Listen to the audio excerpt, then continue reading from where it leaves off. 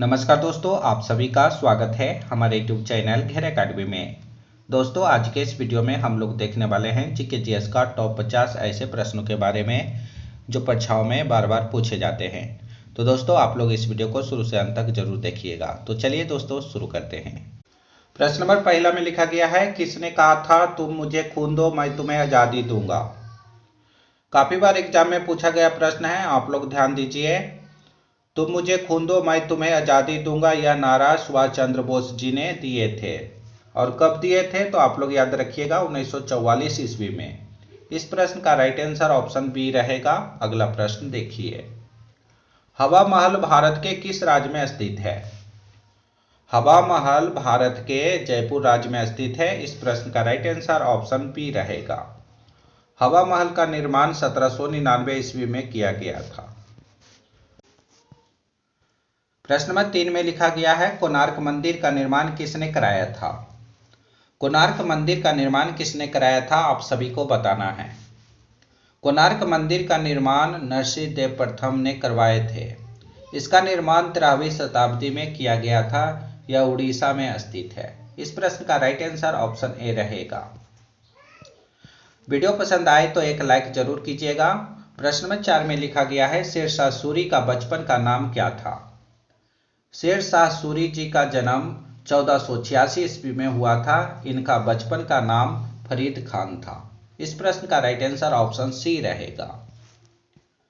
सम्राट अशोक किसके उत्तराधिकारी थे। सम्राट अशोक किसके उत्तराधिकारी थे तो आप लोग याद रखिएगा, बिंदुसार जी का। सम्राट अशोक बिंदुसार जी का उत्तराधिकारी थे। इस प्रश्न का राइट आंसर ऑप्शन ए रहेगा। महाराणा प्रताप के घोड़े का नाम क्या था। महाराणा प्रताप जी के घोड़े का नाम क्या था, आप सभी को बताना है। महाराणा प्रताप के घोड़े का नाम चेतक था। इस प्रश्न का राइट आंसर ऑप्शन डी रहेगा। बिहार में रेल परिवहन का शुभारंभ कब से माना जाता है। बिहार में रेल परिवहन का शुभारंभ कब से माना जाता है, आप सभी को बताना है। बिहार में रेल परिवहन का शुभारंभ 1860 से माना जाता है। इस प्रश्न का राइट आंसर ऑप्शन ए रहेगा। दोस्तों, आप लोग इस वीडियो को अपने अपने दोस्तों के पास भी शेयर कीजिएगा, व्हाट्सएप, फेसबुक, इंस्टाग्राम इत्यादि पर, ताकि उनको भी इस वीडियो का लाभ मिल सके। प्रश्न नंबर 8 में लिखा गया है, किस क्षेत्र को द्वितीयक क्षेत्र कहा जाता है। उद्योग क्षेत्र को द्वितीयक क्षेत्र कहा जाता है। इस प्रश्न का राइट आंसर ऑप्शन सी रहेगा। बंगाल का प्रथम गवर्नर जनरल कौन था। बंगाल का प्रथम गवर्नर जनरल कौन थे, आप सभी को बताना है। बंगाल का प्रथम गवर्नर जनरल वारेन हेस्टिंग थे। इस प्रश्न का राइट आंसर ऑप्शन ए रहेगा। प्रश्न नंबर 10 में लिखा गया है, मध्य प्रदेश की राजधानी कहाँ है। मध्य प्रदेश की राजधानी भोपाल है। इस प्रश्न का राइट आंसर ऑप्शन सी रहेगा। प्रश्न नंबर 11 में लिखा गया है, सरदार सरोवर परियोजना किस नदी पर स्थित है। सरदार सरोवर परियोजना किस नदी पर स्थित है, आप सभी को बताना है। सरदार सरोवर परियोजना नर्मदा नदी पर स्थित है। इस प्रश्न का राइट आंसर ऑप्शन सी रहेगा। भारत में अंग्रेजी शिक्षा के जन्मदाता किसे माना जाता है।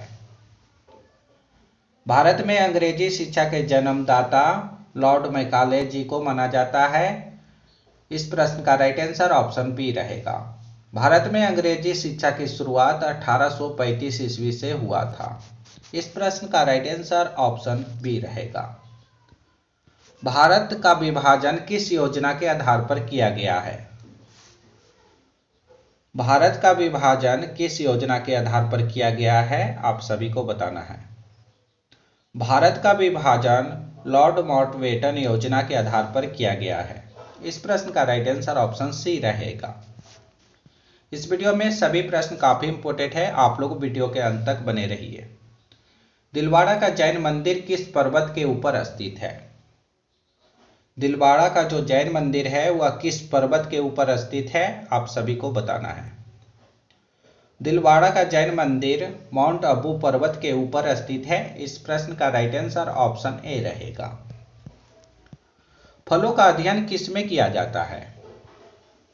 आप सभी को बताना है फलों का अध्ययन किसमें किया जाता है। फलों का अध्ययन पोमोलॉजी में किया जाता है। इस प्रश्न का राइट आंसर ऑप्शन सी रहेगा। सबसे हल्का पदार्थ कौन है? काफी इंपॉर्टेंट प्रश्न है, आप सभी को बताना है सबसे हल्का पदार्थ कौन है। सबसे हल्का पदार्थ हीलियम है, जो हवाई जहाज के टायरों में भरा जाता है। इस प्रश्न का राइट आंसर ऑप्शन बी रहेगा। काराकोरम दर्रा किसको जोड़ता है? काराकोरम दर्रा किसको किससे जोड़ता है, आप सभी को बताना है। काराकोरम दर्रा भारत को पाकिस्तान से जोड़ता है। इस प्रश्न का राइट आंसर ऑप्शन डी रहेगा। नौसेना का सबसे ऊंचा पद क्या है? नौसेना का सबसे ऊंचा पद कौन सा होता है, आप सभी को बताना है। नौसेना का सबसे ऊंचा पद एडमिरल जी का होता है। इस प्रश्न का राइट आंसर ऑप्शन ए रहेगा। अंतरिक्ष यात्री को आकाश का रंग कैसा दिखाई देता है? अंतरिक्ष यात्री को आकाश का रंग कैसा दिखाई देता है, आप सभी को बताना है। अंतरिक्ष यात्री को आकाश का रंग काला दिखाई देता है। इस प्रश्न का राइट आंसर ऑप्शन डी रहेगा। कुनैन किससे प्राप्त किया जाता है? आप सभी को बताना है कुनैन किससे प्राप्त किया जाता है। कुनैन सिनकोना के छाल से प्राप्त किया जाता है। इस प्रश्न का राइट आंसर ऑप्शन सी रहेगा। दोस्तों, आप लोग इस वीडियो को शेयर जरूर कीजिएगा। जोग जलप्रपात किस नदी पर स्थित है? जोग जलप्रपात किस नदी पर स्थित है, आप सभी को बताना है। जोग जलप्रपात शरावती नदी पर स्थित है। इस प्रश्न का राइट आंसर ऑप्शन सी रहेगा। प्रश्न नंबर 22 में लिखा गया है नर्मदा बचाओ आंदोलन के प्रमुख नेता कौन है? नर्मदा बचाओ आंदोलन के प्रमुख नेता मेघा पाटेकर जी हैं। इस प्रश्न का राइट आंसर ऑप्शन बी रहेगा। शरीर की कोशिकाओं में ऊर्जा किस रूप में संग्रहित होती है? शरीर की कोशिका में ऊर्जा किस प्रकार से संग्रहित होती है, आप सभी को बताना है। शरीर की कोशिका में ऊर्जा एटीपी के रूप में संग्रहित होती है। इस प्रश्न का राइट आंसर ऑप्शन ए रहेगा। दर्पण की चौड़ाई को क्या कहा जाता है? दर्पण की चौड़ाई को द्वारक कहा जाता है। इस प्रश्न का राइट आंसर ऑप्शन बी रहेगा। प्रश्न नंबर 25 में लिखा गया है बिहार राज्य की कितनी प्रतिशत जनसंख्या कृषि कार्य में लगी हुई है? बिहार राज्य की 80% जनसंख्या कृषि कार्य में लगी हुई है। इस प्रश्न का राइट आंसर ऑप्शन ए रहेगा। खालसा पंथ की स्थापना किसने की थी? काफी इंपॉर्टेंट प्रश्न है, आप लोग ध्यान दीजिए।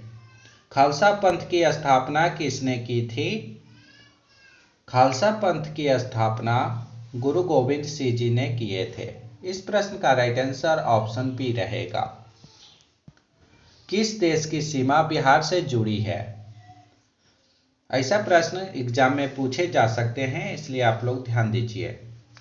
किस देश की सीमा बिहार से जुड़ी है, तो आप लोग याद रखिए नेपाल देश की। नेपाल देश की सीमा बिहार से जुड़ी हुई है। इस प्रश्न का राइट आंसर ऑप्शन ए रहेगा। प्रश्न नंबर 28 में लिखा गया है किस देश को भूकंपों एवं ज्वालामुखियों का देश कहा जाता है? आप सभी को बताना है किस देश को भूकंप एवं ज्वालामुखियों का देश कहा जाता है। जापान और इंडोनेशिया देश को भूकंपों एवं ज्वालामुखियों का देश कहा जाता है। इस प्रश्न का राइट आंसर ऑप्शन ए रहेगा। पारादीप पतन किस राज्य में स्थित है? आप सभी को बताना है पारादीप पतन किस राज्य में स्थित है। पारादीप पतन उड़ीसा राज्य में स्थित है। इस प्रश्न का राइट आंसर ऑप्शन ए रहेगा। गेहूं उत्पादन में विश्व में भारत का कौन सा स्थान है? काफी बार एग्जाम में पूछा गया प्रश्न है, आप लोग ध्यान दीजिए। गेहूं उत्पादन में विश्व में भारत का दूसरा स्थान है। इस प्रश्न का राइट आंसर ऑप्शन बी रहेगा। ओजोन परत के एक अणु में कितने परमाणु होते हैं? ओजोन के एक अणु में कितने परमाणु होते हैं? तो 3 परमाणु होते हैं। ओजोन के एक अणु में 3 परमाणु होते हैं। इस प्रश्न का राइट आंसर ऑप्शन सी रहेगा। हीमोग्लोबिन की कमी से कौन सा रोग होता है?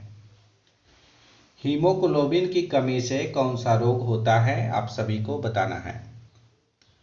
हीमोग्लोबिन की कमी से एनीमिया रोग होता है। इस प्रश्न का राइट आंसर ऑप्शन ए रहेगा। रक्त बैंक के नाम से किसे जाना जाता है? रक्त बैंक के नाम से प्लीहा को जाना जाता है। इस प्रश्न का राइट आंसर ऑप्शन बी रहेगा। प्रश्न नंबर 34 में लिखा गया है, हमारे शरीर में विभिन्न जैविक कार्यों का नियंत्रण किसके द्वारा होता है? आप सभी को बताना है, हमारे शरीर में विभिन्न जैविक कार्यों का नियंत्रण किसके द्वारा होता है? तो आप लोग याद रखिए, तंत्रिका एवं रसायनों दोनों के द्वारा जैविक कार्यों का नियंत्रण होता है। इस प्रश्न का राइट आंसर ऑप्शन सी रहेगा। लसिका का रंग कैसा होता है? लसिका का रंग कैसा होता है? तो आप लोग याद रखिएगा, लसिका का रंग हल्का पीला होता है। इस प्रश्न का राइट आंसर ऑप्शन डी रहेगा। अगला प्रश्न देखिए, रूस का राष्ट्रीय खेल किस खेल को कहते हैं? रूस का राष्ट्रीय खेल किस खेल को कहा जाता है, आप सभी को बताना है। रूस का राष्ट्रीय खेल शतरंज खेल को कहा जाता है। इस प्रश्न का राइट आंसर ऑप्शन सी रहेगा। दल बदल विरोधी कानून किस वर्ष पारित हुआ था? काफी इंपॉर्टेंट प्रश्न रहने वाला है, आप लोग ध्यान दीजिए। दल बदल विरोधी कानून किस वर्ष पारित हुआ था? तो आप लोग याद रखिए 1985 ईस्वी को। दल बदल विरोधी कानून 1985 ईस्वी को पारित हुआ था। इस प्रश्न का राइट आंसर ऑप्शन बी रहेगा। मयूर सिंहासन पर बैठने वाला अंतिम मुगल शासक कौन था? आप सभी को बताना है, मयूर सिंहासन पर बैठने वाला अंतिम मुगल शासक कौन था, उनका नाम क्या था? मयूर सिंहासन पर बैठने वाला अंतिम मुगल शासक मोहम्मद शाह जी थे। इस प्रश्न का राइट आंसर ऑप्शन डी रहेगा। कुतुब मीनार का निर्माण कार्य पूरा करने का श्रेय किसे दिया जाता है? कुतुब मीनार का निर्माण का जो कार्य था उसे पूरा करने का श्रेय किसे दिया जाता है? तो आप लोग याद रखिएगा, इल्तुतमिश जी को। कुतुब मीनार का निर्माण कार्य पूरा कराने का श्रेय इल्तुतमिश जी को दिया जाता है। इस प्रश्न का राइट आंसर ऑप्शन बी रहेगा। क्षेत्रफल की दृष्टि से उत्तर प्रदेश का भारत में कौन सा स्थान है? क्षेत्रफल की दृष्टि से उत्तर प्रदेश का भारत में कौन सा स्थान है? तो आप लोग याद रखिएगा, चौथा स्थान है। क्षेत्रफल की दृष्टि से उत्तर प्रदेश का भारत में चौथा स्थान है। इस प्रश्न का राइट आंसर ऑप्शन सी रहेगा। पृथ्वी किन 2 ग्रहों के बीच स्थित है? पृथ्वी किन 2 ग्रहों के बीच स्थित है, आप सभी को बताना है। पृथ्वी मंगल एवं शुक्र दोनों ग्रहों के बीच में स्थित है। इस प्रश्न का राइट आंसर ऑप्शन ए रहेगा। राष्ट्रवाद की अवधारणा का जन्म किस घटना से माना जाता है? आप सभी को बताना है, राष्ट्रवाद की अवधारणा का जन्म किस घटना से माना जाता है? राष्ट्रवाद की अवधारणा का जन्म पुनः जागरण घटना से माना जाता है। इस प्रश्न का राइट आंसर ऑप्शन ए रहेगा। कौन सा एक किसी मृतक व्यक्ति का स्मारक नहीं है? इन 4 ऑप्शन को देखकर आप सभी को बताना है, इनमें से कौन किसी मृतक का स्मारक नहीं है? तो आप लोग याद रखिए, चार मीनार किसी मृतक यानी कि मरा हुआ व्यक्ति का स्मारक नहीं है। इस प्रश्न का राइट आंसर ऑप्शन सी रहेगा। रॉलेट एक्ट को किस वर्ष पारित किया गया था? काफी इंपॉर्टेंट प्रश्न है, आप लोग ध्यान दीजिए। रोलेट एक्ट को किस वर्ष पारित किया गया था? रोलेट एक्ट को 1919 ईस्वी को पारित किया गया था। इस प्रश्न का राइट आंसर ऑप्शन ए रहेगा। बौद्ध गुफाओं के लिए प्रसिद्ध कार्यालय किस राज्य में स्थित है?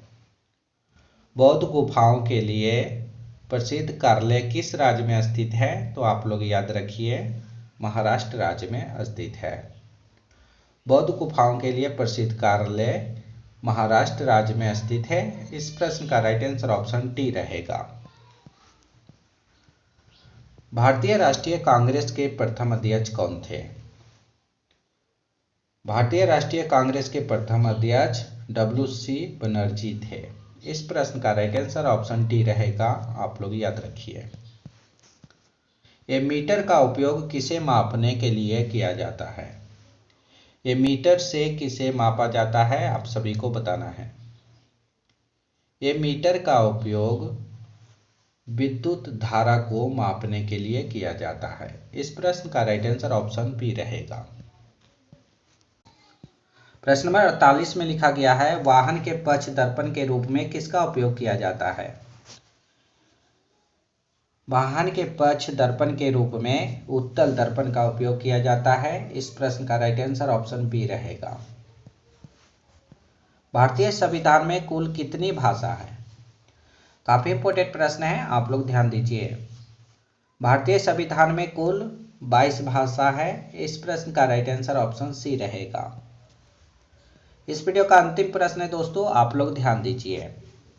रिजर्व बैंक ऑफ इंडिया यानी कि RBI का मुख्यालय कहां पर स्थित है? काफी इंपॉर्टेंट प्रश्न रहने वाला है, आप लोग ध्यान दीजिए। Reserve bank of India RBI का मुख्यालय मुंबई में है। इस प्रश्न का राइट आंसर ऑप्शन सी रहेगा। दोस्तों, आज हमने आप सभी को टॉप 50 प्रश्न करवाए हैं जो GK GS से लिया गया था। तो दोस्तों, आप लोग 50 प्रश्न में से कितना सही कर पाए हैं, इसका सही जवाब कमेंट बॉक्स में आप लोग बताइएगा। अभी तक हमारे चैनल को सब्सक्राइब नहीं किए हैं तो चैनल को सब्सक्राइब कीजिए और घंटी कॉल पर फिट कीजिएगा ताकि आने वाले सभी नए वीडियो का नोटिफिकेशन आपको मिलता रहे। इस वीडियो में अभी तक एक लाइक नहीं किए हैं तो एक लाइक करके इस वीडियो को अपने अपने दोस्तों के पास शेयर जरूर कीजिएगा ताकि उनको भी इस वीडियो का लाभ मिल सके। तो फिर अगले वीडियो में मिलेंगे दोस्तों, जब तक आप लोग बने रहिए।